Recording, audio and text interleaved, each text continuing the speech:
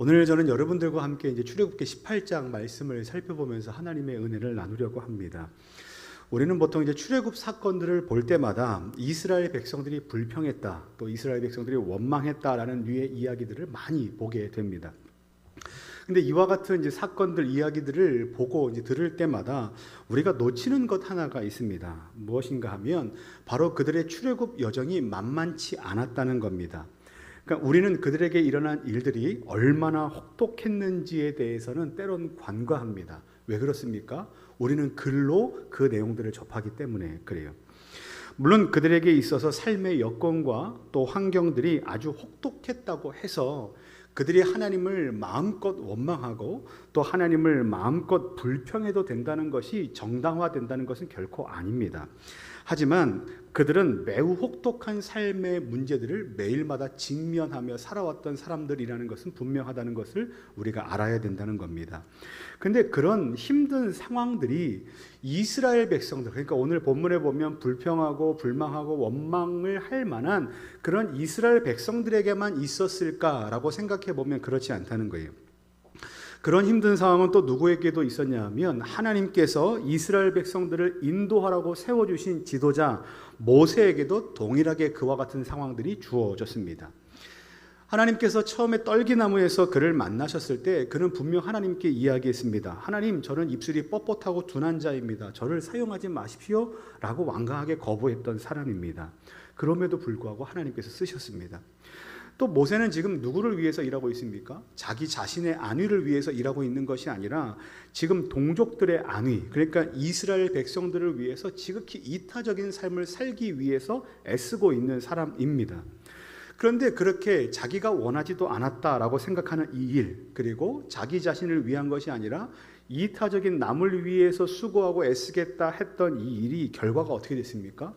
계속해서 사람들의 불평과 원망을 들어야만 하는 리더의 자리에 있었다는 거예요.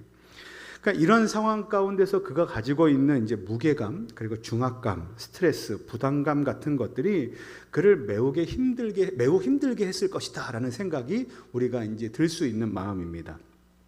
근데 모세니까 괜찮겠다라고 생각하면 큰 오산입니다. 왜 그러냐 하면 모세도 저와 여러분들과 동일하게, 그리고 이스라엘 백성들과 동일하게 연약한 인간이기 때문에 그렇습니다. 그도 하나님 앞에서 힘들고 어려워하고 때로는 남모르게 눈물을 흘리고 그리고 불평하고 원망할 수 있는 그런 아주 연약한 사람이었다는 거예요. 그러니까 이 말은요, 이스라엘 백성들에게 하나님의 은혜와 위로가 필요했던 것처럼 모세에게도, 그러니까 리더로 서 있었던 모세에게도 동일하게 하나님의 은혜와 위로가 필요했었을 것이라는 것을 우리가 미루어 짐작할 수 있습니다. 근데 지금이 바로 그럴 만한 시점이었다는 거예요. 근데 마침 그때, 그리고 마침 그런 모세에게 찾아온 사람이 있었는데 누구냐 하면 모세의 장인 이드로라는 사람입니다. 이 모세의 장인 이드로는 자신의 딸이자 모세의 아내였던 십보라와 그리고 그의 두 아들이었던 두 명의 이제 모세의 아들들 두 명을 데리고 오게 돼요. 근데 성경은 모세의 가족이 어떤 연유에서 헤어졌는지 그리고 어떤 때 헤어졌는지에 대해서 이야기하지 않지만 분명한 것은 모세는 지금 가족들과 떨어져서 그에게 맡겨진 사명을 감당하고 있었다. 그는 가족들과 떨어져 있었다라는 것을 우리가 알 수 있어요. 이제 주석책에 보면 어떤 이제 학자들은 이와 같은 모세와 그 아내와 가정에 대한 상황을 보고 모세가 아내와 이렇게 화평치 못해서 이게 별거 중이었다. 그리고 이제야 드디어 만났다. 이렇게 해석하는 사람들도 있지만 오늘 말씀에 나오는 이 본문의 분위기를 봐서는 결코 그런 것은 아니라고 우리가 생각할 수 있습니다. 그러니까 어쨌든 중요한 것은 원인은 잘 모르지만 지금 모세는 아내와 함께 이렇게 오랫동안 떨어져 있었다라는 것이고, 그렇게 떨어져 있던 모세에게 그리고 몸과 마음이 지칠 만한 그때에 지금 사랑하는 아내와 사랑하는 아들들이 지금 모세가 있는 곳으로 찾아왔다라는 거예요. 여러분, 이것이 한 명의 가장으로 그리고 한 명의 가족의 일원으로서 얼마나 큰 기쁨이고 위로였겠습니까? 언제부턴가 이제 우리 사회에 자주 사용되는 말, 아주 보통적인 말로 사용되는 단어가 있습니다. 기러기 아빠라는 말입니다. 도대체 기러기와 아빠가 어떻게 연결되는지 모르겠지만 우리는 기러기 아빠라는 말을 사용하고 들으면서 이게 어떤 의미인지를 명확하게 압니다. 그러니까 이 기러기 아빠들은 꿈이 있어요. 어떤 꿈이 있냐면 사랑하는 내 자녀들을 아주 좋은 환경에서 공부시키겠다. 그래서 지금은 당장 떨어져 있지만, 지금은 아주 많은 돈이 들지만 그래도 괜찮다, 조금 견딜 수 있다라는 마음들이 이 부모님들의 마음입니다. 그런데 이게 보통 어려운 일이 아니라는 것을 드라마, 영화, 토크쇼, 그리고 많은 이야기들을 통해서 우리는 듣게 됩니다. 일은 일대로 지속돼야 하고 돈은 돈대로 벌어야 하고, 함께 살을 부대끼고 함께 먹고 마시고 울고 웃어야 하고 서로에게 위로와 위안이 되어야 될 그런 가족들과 지내는 그 시간을 미래에 있을 어떤 기대와 소망과 완전히 다 바꿔버려야 되는 겁니다. 그러니까 얼마나 힘든 시간을 겪어야만 하겠습니까? 그러니까 이런 시간들은요, 그 가장들에게도 힘든 시간일 뿐더러 낯선 곳에 떨어져 있는 가족의 일원들에게도 힘든 일이다라고 생각할 수 있습니다. 만약에 그런 상황에서 힘든 시간을 지내다가 방학이나 명절이 돼서 떠났던 기러기들이 집에 돌아왔다고 한번 여러분 생각해 보시고 상상해 보시면 좋겠습니다. 만약에 군대 간 아들이 휴가에 나왔다고 한번 생각해 보십시오. 그리고 시집가고 장가갔던 아들과 딸과 그리고 손주와 며느리들이 명절에 집에 왔다고 생각해 보십시오. 이게 얼마나 큰 위로와 기쁨이겠습니까? 조용하고 적막했던 곳에 이제 시끌시끌해지는 이제 일들이 일어나기 시작할 겁니다. 이제 다음 주만 되면 이렇게 아주 예년과 같이 이렇게 풍성하고 시끌벅적한 추석은 아니겠지만, 그래도 이제 어느 정도 사회적 거리두기가 조금 이제 개편이 되어서 그럴 만한 이제 희망도 생기는 때이라고 생각을 합니다. 그리고 이와 같은 적막함 속에 찾아온 가족들 때문에 어떻습니까? 밥 짓는 냄새가 집안을 온통 이제 휘감게 될 것입니다. 오늘 모세에게도 다시 만나게 된 그 가족들은 그런 의미가 있었을 겁니다. 그런데 오늘 본문 말씀에 나오는 모세에게 있어서 그런 가족들에게 받는 그 위로의 메시지, 그것만 있는가? 그렇지 않다는 거예요. 오늘 말씀은요, 그 이상의 위로와 그 이상의 은혜와 메시지가 담겨져 있다는 것을 저희는 확인해야 합니다. 오늘 말씀에 보면 아내 시보라가 찾아왔고, 그리고 자녀들이 찾아와서 모세가 매우 기뻐했다, 그리고 모세가 그들과 함께 밥을 먹었다, 함께 즐거운 시간을 보냈다, 담소를 나눴다, 이런 내용들은 기록되어 있지 않습니다. 또 그동안 함께 하지 못했던 그 아쉬움들을 나눌 수 있었다는 이야기들은 성경에 기록되어 있지 않습니다. 근데 오늘 유독 성경에 기록되어 있는 내용이 있는데, 그게 뭐냐면 오늘 본문 말씀에 모세에게 찾아온 그의 아들들의 이름이 무엇이었는지, 그리고 그 아들들의 이름의 뜻이 무엇이었는지에 대해 성경이 언급하고 있다는 거예요. 여러분, 세상에 불려지는 수많은 이름들은 아무렇게나 지어진 것이라고 우리는 생각할 수 있습니다. 누구구나 생각할 수 있지만, 정작 내 자녀의 이름을 지을 때는 어떻습니까? 아주 많은 고민을 하게 됩니다. 그러니까 이 이름을 지을 때는요, 쉽게 짓는 이름이 없다는 거예요. 사람들에게 불려질 때 아주 쉽게 불려졌으면 좋겠고, 멋지게 불려졌으면 좋겠고, 아름답게 불려졌으면 좋겠고, 그러면서도 잘 기억됐으면 좋겠고, 그리고 이름이 불릴 때마다 그 좋은 의미와 기대감이 사람들에게 잘 알려지고 내 사랑하는 자녀에게 날마다 기억되면 좋겠다라는 마음과 소망들이 부모님들의 마음 안에 다 담겨져 있는 것이 바로 이름입니다. 이 이름이 그런 의미예요. 그런데 특히나 우리 안에 있는 이름뿐만 아니라 성경에 나오는 언급된 이름들은 그것을 넘어서서 어떤 메시지를 담고 있어요. 어떤 메시지 담고 있냐면, 성경에 나오는 그 이름들은요, 그 이름들을 통해서 구원을 계획하시고 그 구원을 이루어 가실 하나님의 역사와 은혜와 하나님의 생각과 하나님의 계획들을 세상 가운데 보여주고 드러내는 역할들을 합니다. 그러니까 이름이 나타나면 그 이름에 대한 뜻이 나오고, 그 이름에 대한 뜻을 볼 때마다 하나님께서 이 이름을 통하여, 이 사람을 통하여 우리에게 이런 메시지를 주시는구나, 이 이름은 예수라 하라, 그리스도다, 그리고 임마누엘이다 라고 하면, 이전에 있는 성경을 또 돌아가 보면 이사야에 또 이런 말씀들이 기록되어 있고, 그 말씀들을 찾아서 가보면 하나님의 구원의 역사가 이렇게 쭉 깨어지는 것들을 볼 수 있습니다. 그러니까 이름은요, 성경에 나오는 언급된 이름들은 아주 중요한 맥락이 있다는 거예요. 오늘 모세의 장인 이드로가 매우 힘든 상황 가운데 있는 이제 모세에게 데리고 온 그 아들들의 이름이 무엇이었는가, 3절과 4절 말씀에 보면 그의 두 아들을 데리고 왔으니 그 하나의 이름은 게르솜이라. 이는 모세가 이르기를 내가 이방에서 나그네가 되었다 하미요. 4절 함께 읽겠습니다. 하나의 이름은 엘리에셀이라. 이는 내 아버지의 하나님이 나를 도우사 바로의 칼에서 구원하셨다 함이더라. 아멘. 이렇게 기록이 되어 있어요. 이름이 뭡니까? 하나는 게르솜이요, 또 다른 하나의 이름은 엘리에셀이었다라고 성경이 기록합니다. 첫 번째 이름을 좀 한번 살펴보겠습니다. 이 게르솜이란 이름의 뜻은요, 성경에서 이렇게 말씀하십니다. 내가 이방에서 나그네 되었다라고 기록합니다. 이방에서 무엇이 되었다고요? 나그네 되었다라고 기록하고 있습니다. 저는 이 말씀을 보면서 이것만큼 모세의 인생을 아주 명확하고 짧게 설명해 주는 그 말씀이 없었겠다라는 생각이 듭니다. 그러니까 마치 이제 묘비명에 뭐라고 쓸까라고 기록을 하면 이렇게 모세는 쓰면 참 멋지지 않을까라는 생각이 들 만큼 아주 적확한 말이라고 생각을 합니다. 여러분, 모세는요, 태어나면서부터 이미 철저하게 이방인으로 살았던 사람이에요. 그러니까 애초에 그는 어디서 태어났습니까? 애굽 땅 안에서 태어났어요. 그러니까 야곱의 조상의 때에 그 이방인으로 들어갔던 그 야곱의 혈통으로 애굽 안에서 이방인으로 태어났고 이방인으로 살게 됩니다. 그런데 모든 태어나는 남자 아이들, 사내 아이들이 죽어야만 했던 그때 모세의 부모는 이 모세를 자신들의 품 안에 안고 있었던 것이 아니라 자기의 품 안에서 꺼내서 갈대 상자에 담아 나일강에 띄워야만 했습니다. 이것도 낯선 곳 이방이라고 할 수 있어요. 그러니까 모세가 누웠던 그 갈대 상자는요, 가족의 품을 떠났던 또 하나의 이방입니다. 그때부터 그는 동족과 가족의 품이 아니라 애굽 사람들의 틈바구니에서 살아야만 했습니다. 또 하나의 이방이죠.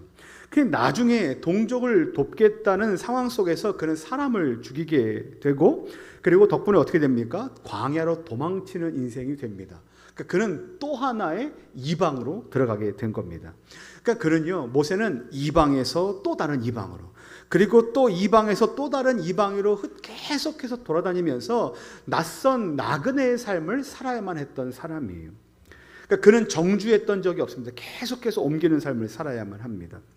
그런데 그렇게 또 다른 이방, 그러니까 마지막 이방이라고 할 만한 그곳에서 그가 살아가면서 만난 여인과 결혼을 하고, 그리고 그 여인과 낳은 첫 번째 아들의 이름이 뭡니까? 게르솜이다.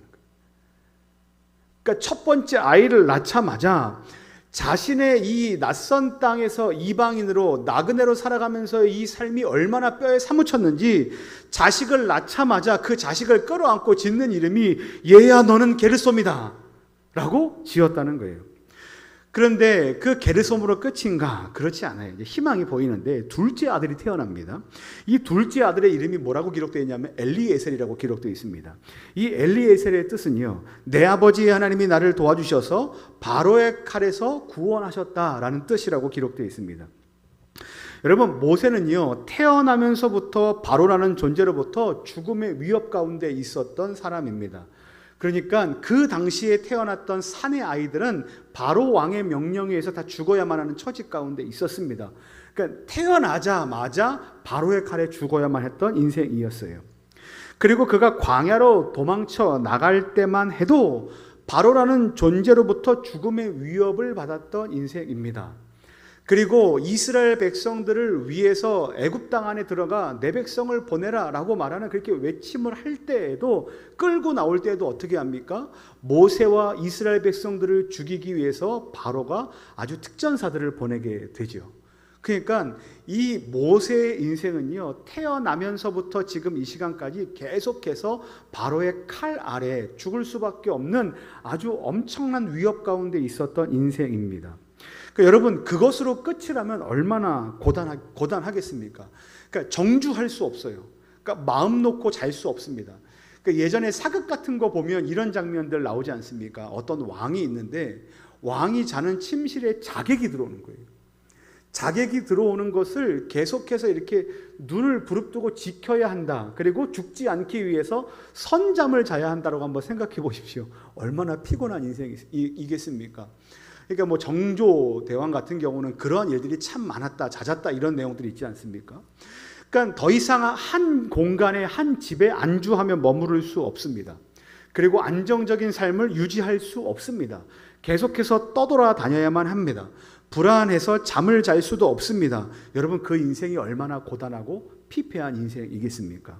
그런데 둘째 엘리에셀을 낳아놓고선 그 이름을 엘리에셀이라고 부르게 되는데, 그 이름처럼 하나님께서는요, 그렇게 이방 땅에서 나그네 된 자신, 고단하고 고되고 불안하고 피폐한 인생을 살아가는 그 자신을 애굽왕 바로의 손에서 구원하셨고 건져내 주셨다라는 것이 모세의 고백입니다. 그러니까 하나님의 그러한 은혜를 기억하자라며 지었던 이름이 뭐라고요? 엘리에셀이라는 거예요. 그러니까 오늘 본문처럼요, 엄청난 중압감과 스트레스를 가지고 하루하루를 지나는 모세, 그리고 다른 낯선 광야, 매우 좋지 않은 상황 가운데 있었던 모세에게 지금 장인 이드로가 양손을 잡고 데리고 온 그 손주들, 그 아들들을 데리고 나타났을 때 모세는 그 아들들을 이제 이름을 불렀을 거 아니에요. 게르소마, 엘리에셀아 불렀을 때 무엇을 떠올리겠습니까? 내가 이방에서 나그네가 되었지만, 하지만 내 하나님, 내 아버지의 하나님께서 나를 도와주셨고 바로의 칼에서, 바로의 손에서 결국은 나를 구원해 주셨다라는 것을 누가 확인하는 겁니까? 모세 스스로가 확인하는 거예요. 그리고 그 이름을 듣게 되는 그 옆에 있는 주변의 사람들이 같이 확인하게 되는 겁니다. 무엇을요? 하나님께서 도와주셨다라는 거죠. 근데 여기서 눈여겨봐야 될 말씀이 하나 더 있어요. 하나님께서 나를 도와주셨다라고 할 때 그 하나님이 어떤 하나님이냐면 내 아버지의 하나님이에요. 네, 하나님, 이렇게 해도 될 것을 내 아버지의 하나님께서 나를 도와주셨다라고 기록한 겁니다. 굳이 왜 하나님을 내 하나님 이렇게 얘기해도 될 그 하나님을 왜 내 아버지의 하나님이라고 모세는 불렀을까요? 아버지의 하나님이라는 말은요, 모세의 조상들에게 약속하셨던 하나님, 그러니까 그 아버지, 그리고 그 아버지의 아버지, 또 그 아버지의 아버지의 조상들에게 올라갈수록 그 윗대 그 조상들에게 약속하셨던 그 하나님이 그 약속을 변치 않으시고, 대가 거듭되고 세월이 지나고 많은 시간이 흘러도 우리는 까먹고 우리는 잊을 수 있지만 하나님께서는 하나님께서 하신 그 약속을 결코 잊은 적이 없으시고, 결국은 그 일을 누구 때에서 행하셨다는 겁니까? 자기 때에서 행하셨다는 거예요. 아브라함의 하나님, 이삭의 하나님, 야곱의 하나님께서 약속하신 그 약속을 내 아버지 때에 이루셨고, 그 아버지와 약속하신 그 약속을 내 때에 이루셨고, 그리고 내 때에 이루셨던 그 하나님께서 오늘도 내 가운데 그 약속을 신실하게 이행하실 것이고, 그리고 앞으로 오고 오는 모든 세대 가운데, 앞으로 이어질 모든 삶 가운데서도 하나님께서는 여전히 그 신실하신 약속을 이행해 주실 것이라는 믿음이 어디에 있습니까? 이 말 안에 담겨져 있는 거예요. 그러니까 내 하나님, 이것도 엄청난 고백이지만 내 아버지의 하나님, 이거는 더 놀라운 고백이 된다라는 거예요. 사랑하는 성도 여러분, 이제 말씀을 좀 정리하겠습니다. 여러분, 오늘 모세가 아주 고단한 인생을 살았습니다. 이방에서, 그리고 낯선 나그네로 살았던 인생입니다. 근데 우리도 모세와 별반 다르지 않은 인생을 살고 있습니다. 우리가 집에 사는 것이 정주해 있는 것 같고 안정적인 것 같지만 어떻습니까? 매일 새롭게 눈을 뜰 때마다, 그리고 매일 새롭게 집을 나설 때마다 낯선 나그네와 같은 삶을 경험하게 됩니다. 아주 익숙한 환경 가운데 사는 것 같지만 낯선 이방에서 사는 것 같이 아주 힘들고 아주 고되고 아주 피폐한 인생, 지친 인생을 살아갈 때가 있습니다. 하나님께서 내 인생 가운데 일하고 계신 것이 맞는가?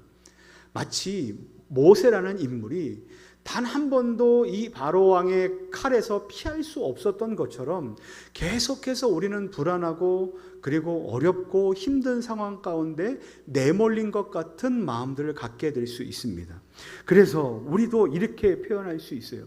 내가 이방에서 나그네 되었다라고 우리의 인생을 표현할 수 있습니다. 근데 오늘 하나님께서 말씀하시는 거예요. 비록 우리가 이방에서 나그네 되었지만 우리가 나그네 된 그때에 하나님께서 우리를 버리지 않으셨다는 거예요. 하나님께서 나를 도우셨고 하나님께서 나를 건져내셨다라는 겁니다. 그리고 내 아버지의 하나님께서 오늘도 나를 돕고 계시며 앞으로도 하나님의 도우심은 여전할 것이다 라고 약속의 말씀을 우리에게 주고 계시는 겁니다. 사랑하는 성도 여러분, 이 말씀이 오늘 우리에게 주시는 바대로 바라기는 오늘도 낯선 이방에서 살아가는 고된 나그네의 삶이 우리의 삶일지라도 오늘도 여전히 우리의 삶을 구원으로 인도하시는 하나님의 은혜를 의지하시는, 그리고 내 아버지의 하나님께서 그 약속을 신실하게 이행하셨던 것처럼, 그리고 은혜로 우리의 삶을 지금까지 인도해 주셨던 것처럼 오늘 이후의 삶들도 온전하게 인도해 주실 것이라는 믿음을 가지고 기도의 자리로 나아가시는 복된 믿음의 성도님들 되시기를 예수님의 이름으로 간절히 축원합니다.